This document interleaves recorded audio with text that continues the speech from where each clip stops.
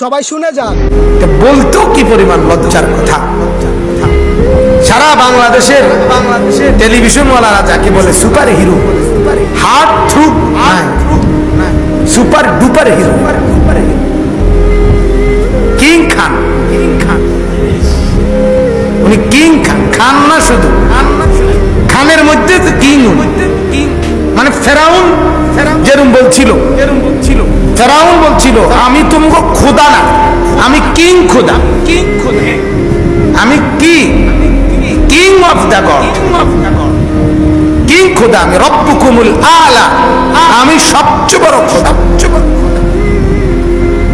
সিনেমার এই নায়ক তাকে উপাধি দিছে কিং খান, মানে খানদের মধ্যে সে কি রাজা, সেরা।